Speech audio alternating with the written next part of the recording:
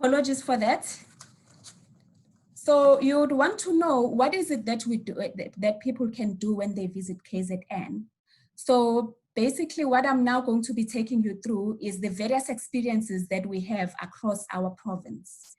As you can see from the map that you have in front of you, Durban, which is our gateway city, that is basically where you'll have our King Shaka International Airport.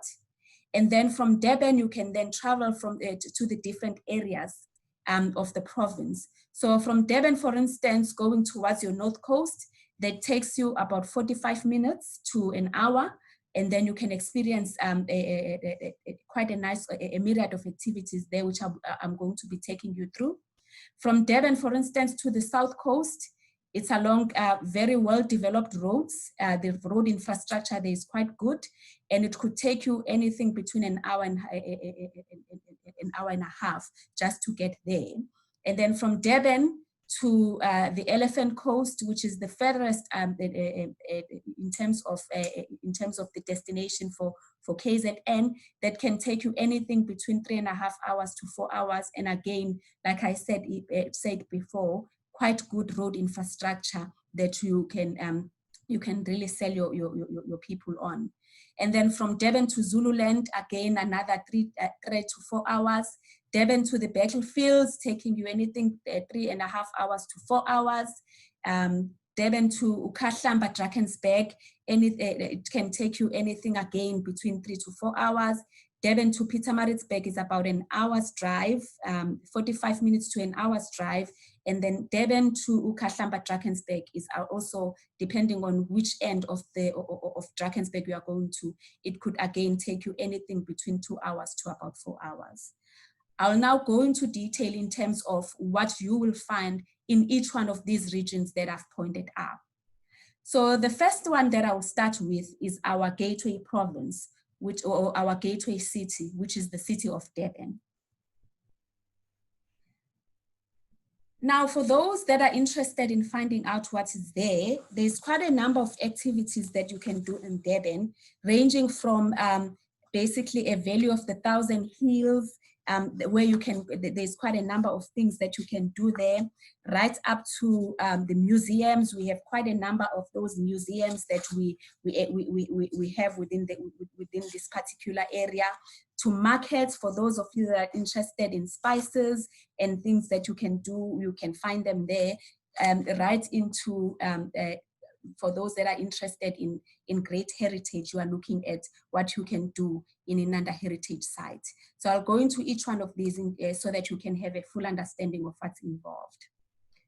As you can see, the Valley of the 1,000 Hills is a place where the true and untainted beauty of Africa is celebrated in its scenery, animals, culture, as well as history. It is situated between Durban and Pietermaritzburg, and the valley is the meeting point of Umgeni and Umsunduzi rivers, and it makes it a place of unrivaled natural beauty. You can visit here the cultural villages to get a sneak peek into the traditional lives of the local African people. Again, in terms of accommodation, the Valley of the 1,000 Hills is basically very well equipped with hotels, guest houses, restaurants, and other accommodation that's available for guests that are really interested in visiting this particular part of the city. Going into Inanda Heritage Route.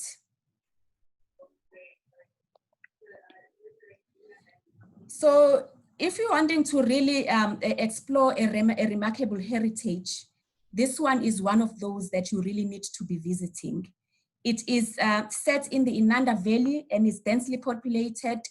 You have your semi-rural settlement, and it's roughly about 30 kilometers outside of Durban. It's a place that experienced firsthand the injustice of apartheid, and it was the home of passive resistance because of an icon of freedom struggle, and that will be Mahatma Gandhi. And then if you can also visit some of Durban's most important historical sites, and get a snapshot by following the guided trails. So those that are really interested in finding out more about this one, definitely this is one of those that I would suggest you go to. I spoke earlier about museums. In terms of the museums, we have quite a number of them that are available. So we have really historical gems that trace the history's history. We're known as the Sublime Coast, but also an array of historical ledgers, which houses some of the oldest museums in the country. So if you could have something like, for instance, Beckhill Local History Museum, you have your Kwamushe Museum, you have your Katomena Heritage Center, you have Port Natal Maritime Museum, Old House Museum, Natural Sciences Museum, or even the Old Courthouse Museum. So you can visit any one of those museums if you are really interested in finding more about the history of Durban. I spoke about markets earlier as well. So if you are interested in getting spices or even anything in between, Durban definitely is one of those that you really need to be coming to. So you can find an array of flea markets that have everything that from arts and craft to beadwork to that is basically locally produced. You can also visit in Changa Station Market for a relaxed day of sightseeing and shopping. You can visit the Kakloof Farmers Market, which is a unique indoor market with a wide variety of stalls, which offers fresh fruits and vegetables as well as a delight for those that are interested in curios. If you are looking also for a bit of history and spice of the city, I would highly recommend that you visit the Victoria Street Market, which is situated in the central part of Durban. And this particular market has every single thing for whatever it is that you are looking for. So from African artwork to your Indian spices, to your seafood, to your bags, to your brassware and traditional clothes, you'll find, you look for it, you'll find it in this particular one. And it's at a reasonable price, and you can actually even negotiate with the sellers at that market. There is a lot more that we have on offer here, but I felt it's best that I move on from Durban, and then from Durban, taking you down to the South Coast, just so that you can have an understanding of what we have on offer there. We said that the South Coast is basically one of those that you really need to visit for those actually that are adventure and adrenaline junkies. So I talk here of the swing. I take care of the Oribi Gorge. I talk here of zip lining, and also for those that are interested in shark diving, this is also one of those places that you could go to. So I'll go into detail in terms of what you can find in each one of those. So for those that are interested in scuba diving, again, this is one of those that you really need to be visiting. So you can see 5 to 20 sharks on a 30-minute cage dive on KZN South Coast. What also nice is that you can also listen to informative talks on them that will help you in terms of understanding the marine life and on conservation. You can also visit the shark nets for an explanation of how they work, where they will basically be taking you through how they use the nets to basically trap the sharks. Again, KwaZulu-Natal South Coast also offers some of the most spectacular scuba diving for those that are less daring. From April to July, it basically affords the best of KwaZulu-Natal diving conditions, because there the seas are generally calmer, and they are basically, the visibility is at its greatest. So I would highly encourage that you get your people to visit this particular area around from April right up to July. Going into the Gorge Swing. Again, for those that are adrenaline junkies, you can basically unlock the adrenaline rush of a lifetime at Oribi Gorge, which is on the South Coast. And this is the world's highest gorge swing. It's a free fall off the edge of the waterfall, and it plummets into the 55-story deep gorge at the speed of 120 kilometers per hour. So really you can see there that if you really are into an adrenaline rush, this is one of those areas that I would highly recommend that you get your people to visit. Going into the Oribi Gorge Nature Reserve, quite a lot of things that you can see there. It boasts the cliffs and forests, and it's spectacular for hiking trails as well as idyllic picnic sites. It has wonderful scenic areas offering excellent hiking opportunities, and it lies 21 kilometers inland of Port Shepstone. Activities there include your paintball wars. It includes birding for those that are interested in the bird life. It includes hiking. It includes zip lining. You can also go abseiling. You can do white water rafting, and as well as testing your adrenaline limits on the wild swing.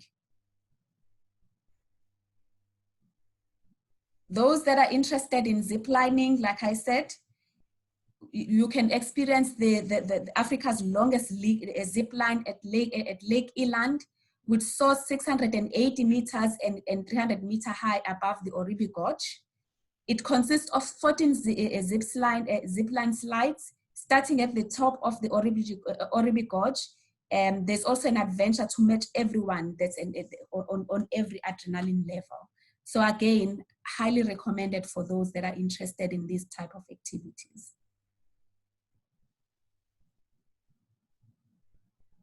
From the south coast, you can then go all the way to Ukahlamba Drakensberg. Again, there's quite a lot of things that you can do, ranging from your cultural villages right to Bushman caves. Those that are interested in hiking, you can hike anywhere in the Drakensberg. Those that are interested in visiting Bushman caves, we have those that we have on offer. Also, it's home to Sunny Pass, which leads you all the way to the highest pub, which is in Lesotho. So what I will do now is I will take you into one or two of these so that you can have a feel of what people can do within this particular region.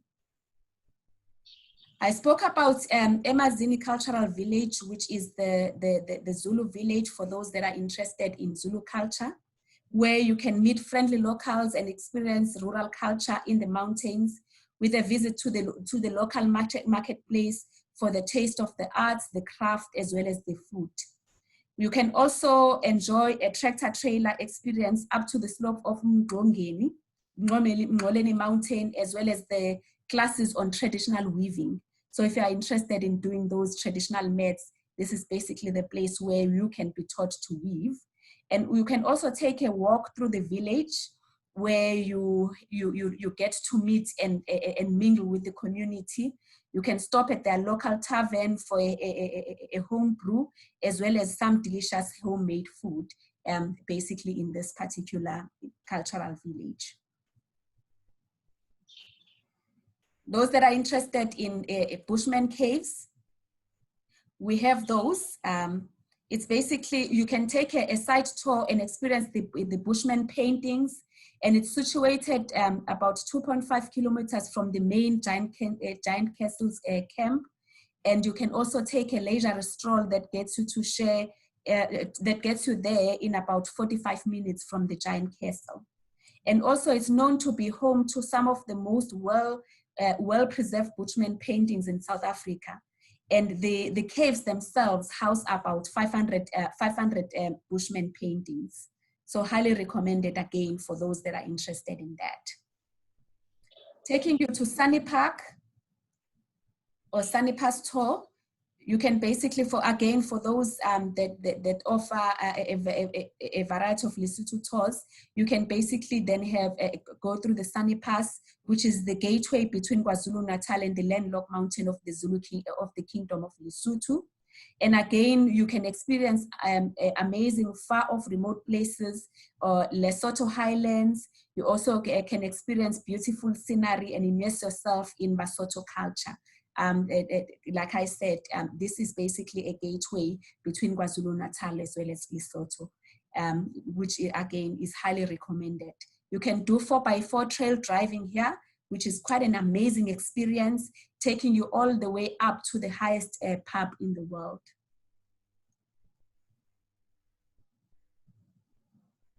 For those that are interested in hiking, again, we have quite a number of trails that you can hike there. A paradise really for those that are hikers. It's basically home to some of the most exceptional hiking trails, and it offers a range of natural trails for beginners to expert hiking enthusiasts. When you are looking for peace and tranquility, you can find it here, and it's boundless. You get your rolling green hills that lead to the Valley of the Thousand Hills, as well as the majestic Drakensberg Mountains. And you can also have guided heritage tours where you can trek through the dense forest or relaxed coastal walks. Like I said earlier, this particular one is a hiker's dream and highly recommended for those nature lovers. From the Ukahlamba Drakensberg south part, I would like to take you to Pietermaritzburg, just so that you can have a feel of what we have on offer there. Again, in terms of the activities that you can offer your people, for those, you can offer them a hot air ballooning, you can offer them canopy tours, and also those that are interested in heritage and culture, we have the Mandela capture site. And like I said, from Durban to Pietermaritzburg, it's about 45 to an hour, where you can then have all these experiences. So in terms of hot air ballooning, what do we have on offer there?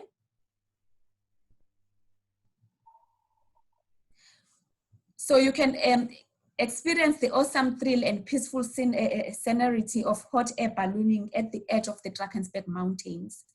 The hot air balloon takeoff is from a site in and around of the Kapek Valley, and it is within the site of the giant castle, which you find in the Drakensberg area. Highly recommended for those that are honeymooners, those that are looking for nice romance. I would also highly recommend that you go into this as well. In terms of canopy tours, you can experience canopy adventures in the KZN Midlands with Kakloof canopy tours, or slide down the Drakensberg canopy tours at 60 meters high. Also, you can experience nature like never before as you slide through the forest canopy, as well as enjoy a unique bird's eye view in the various canopy tours that we have on offer in this particular area. Mandela capture site, it's one of those historic ones where basically our icon Mandela was captured. This particular site is just outside of Howick. KZN commemorates the arrest site of the iconic leader, like I said, which is Nelson Mandela, who was arrested in this particular location in 1962. And it's complete with a world-renowned sculpture and visitor center. And the site is frequented by locals and tourists as well. And what we say here is that this is a must-visit historical monument on your travel itinerary.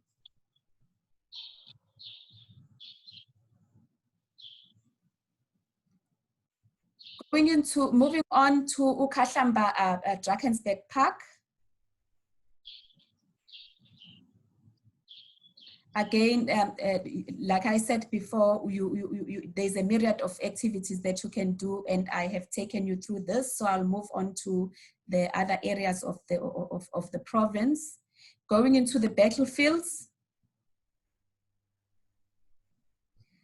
Again, here, if you are interested in your culture and your heritage and a rich history of what happened during the Anglo-Zulu and Anglo-Boer wars, this is one of those areas that I would highly recommend that you take your people to. It's quite popular actually when we find that when we travel globally, it's quite popular with your English or the UK people. and it's one of those that I would highly recommend that we visit. So I will take you into one or two of these areas, just so that you can have an idea of what they have on offer. So looking at the Battle of the Amajuma monument, here what you'll find is that the final and decisive battle of the First Boer War was fought in this particular site. It is situated in the Majuba Hill of Volksras.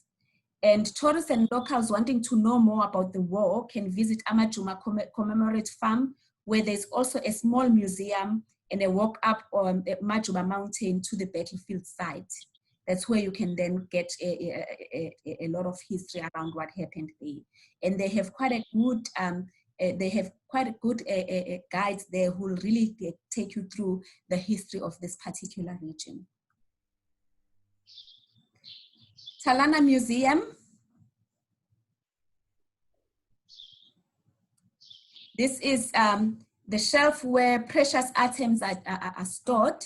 It comprises 23 buildings that are dedicated to subjects of war and agriculture. They also are dedicated to mining, industry, and domestic life. And it is set in a 20-acre heritage park that forms a portion of the Talana battlefields, which is the first battle of the Anglo-Boer War. That's where it actually happened. It's situated outside the town of Dundee in Kwazulu, Natal, and the museum is within a driving distance to some of the most famous battlefield experiences. Here, your visitors can immerse themselves in the battles that took place in this part of the world, where you can actually have self-guided tours.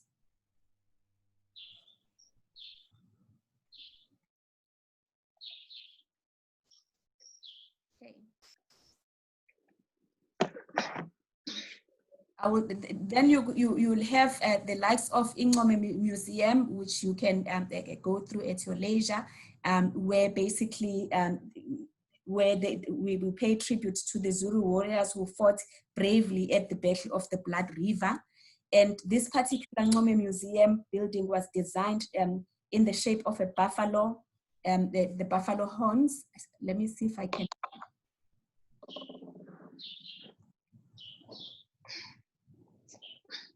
Okay, so it's, like I said, it was designed in the shape of buffalo horns, which was the formation initiated by King Shaka, in which the Zulu army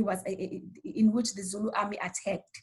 And then the museum also includes traditional outfits. It also has beadwork and poetry, and it's a draw card for tourists who want to experience this historical site.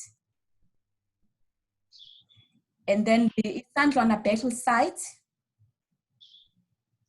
This one, this Isandlwana battle site is basically situated off the R68 road, and it's between Ingutu and Babanango.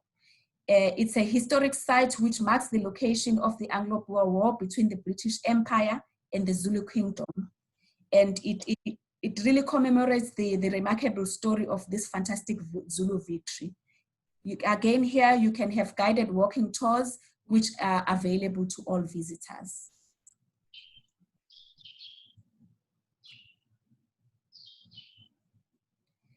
Zululand, there's quite a number of things that you can do as well. You have your Pongola Game Reserve, you have Itala Game Reserve, you can also go to Emakosini Valley, you can also experience a lot of activities around Shagaland, and I'll just take you through each one of those in terms of what they have on offer. In terms of Pongola Game Reserve, it's basically, if you want to explore KZN's best natural features, this particular game reserve is one of those that I would highly recommend that you go to. So it has safari cruises, it has canoe adventures on the lake, it's a haven for those that are interested in the bird life, and also those that are interested in tiger fishing. These are amongst the main activities that you can basically do at the Pongola Game Reserve. If you also enjoy rhino trekking, this is one of those that you can do on foot. It also it's one of that is the best spot for those that are really interested in birding. You can actually see over 350 bird species just walking around this area.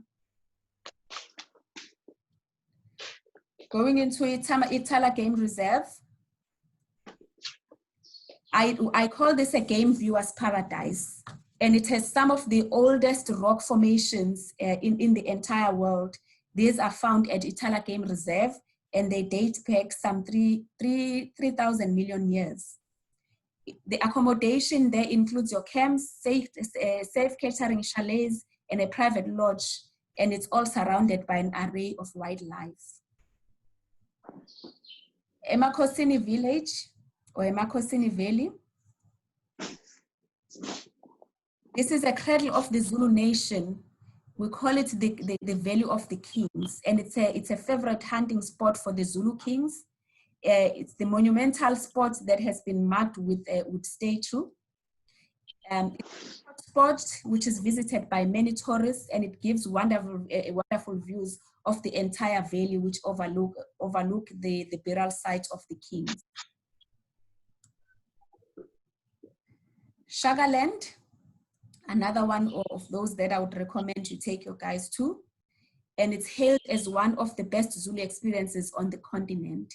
It has a living monument to traditional Zulu culture, and it's a replica of a traditional Zulu homestead, which has authentic African experiences. So if you are interested in attending traditional ceremonies, this is a place that you could go to, where you can then learn about the culture, sample homemade Zulu brew, or even take in the arts and craft that is on display in this particular one. And it captures lifelong memories as you visit the once home King Shaga, which overlooks the Pobani Lake.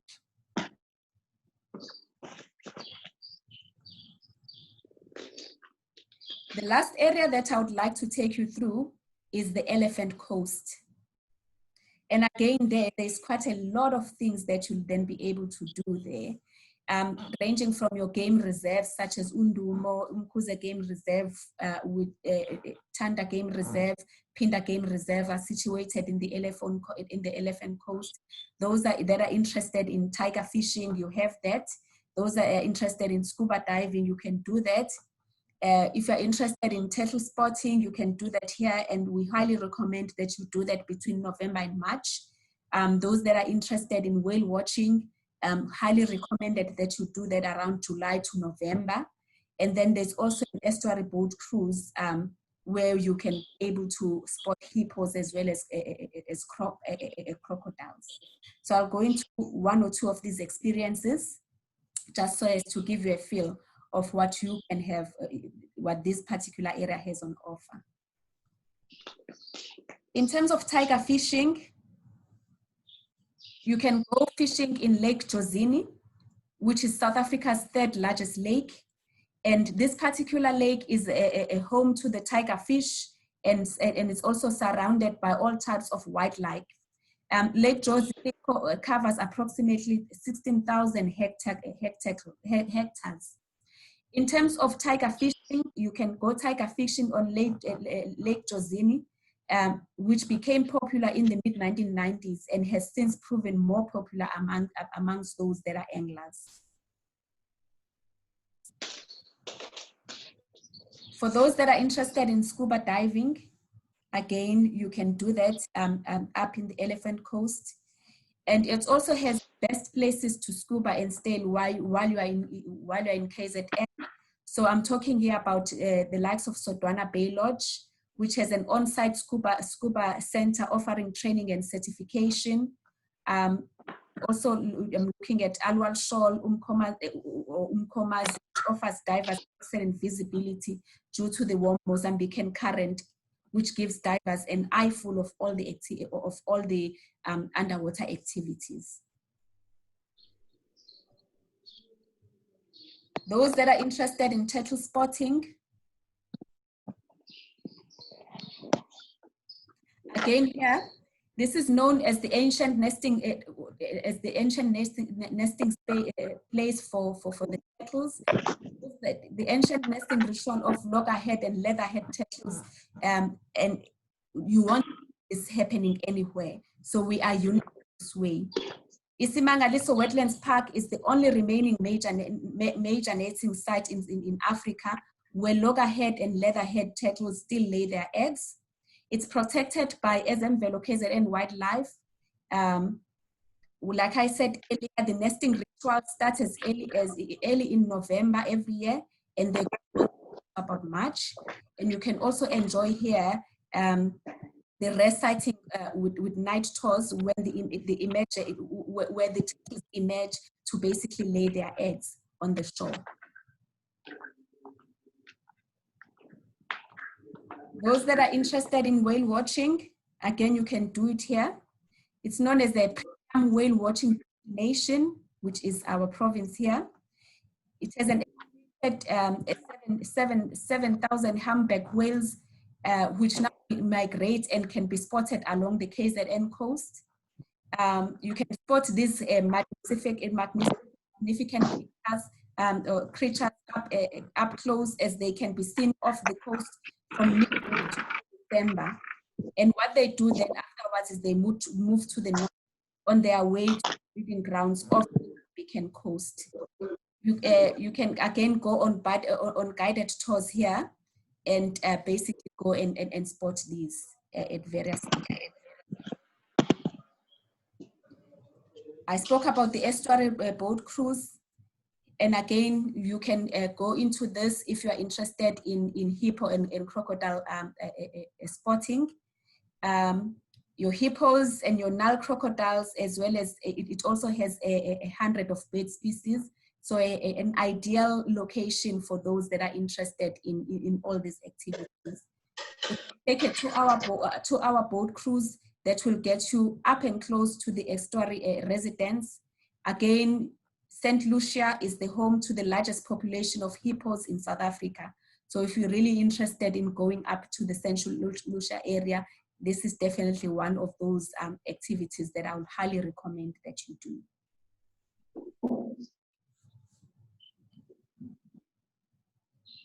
Taking you to Indumo Game Reserve.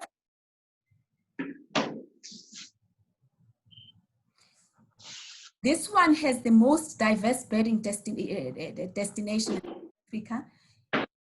It is home to about 430 species of bird. So those that are really bird watchers, this is one of those that I highly recommend you go to. It has resident game that can be spotted, which include inyala, the red duiker, impala, a bushbuck. You can also spot rhinos, hippos, as well as a large concentration of crocodiles. And it's a real adventure and the most rewarding view of wildlife. The game reserve is lush with savanna, as well as extensive forests.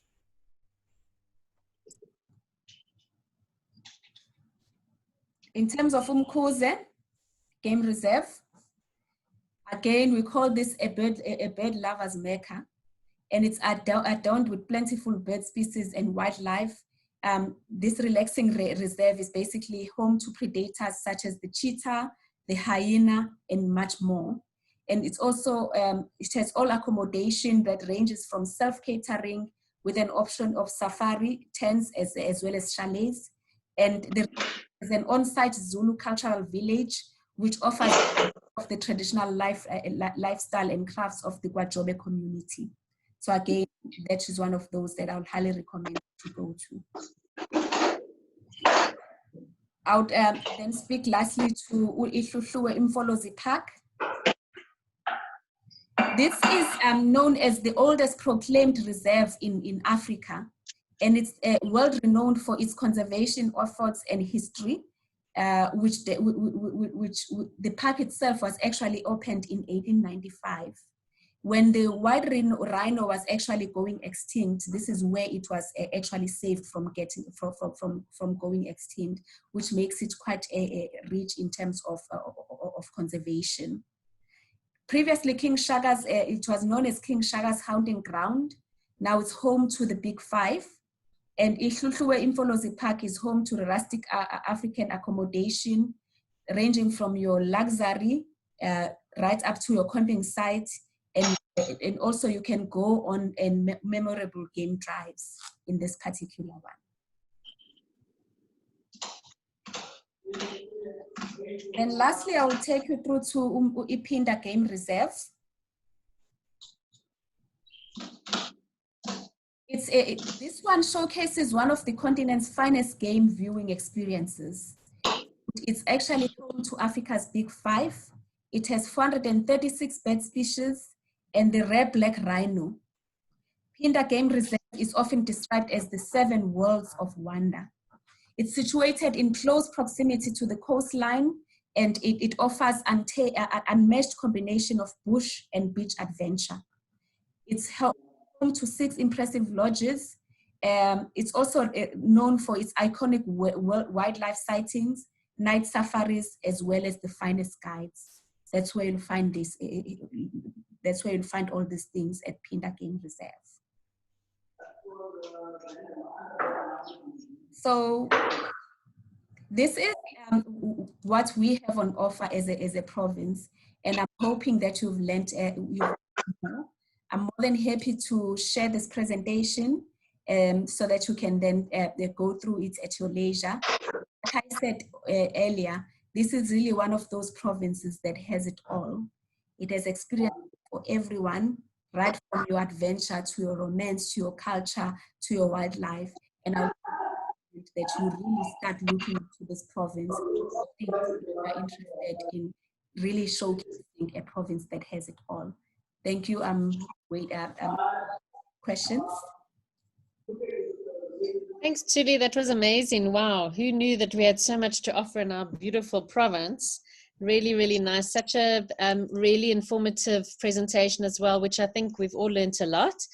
I don't know if anyone's got any questions for Tisa. I think you covered everything. I think our big question is, when are the borders opening? Because that's what we want to know. Yeah, we all are looking at that here. We're looking forward to opening our borders and really getting people to come and experience our region. Yeah, hopefully in the next 2 to 3 weeks, guys. We're hoping. Let's hope and pray that happens. But thank you so much. We appreciate the presentation, and it looks like everybody loved it. Yes, thank you so much.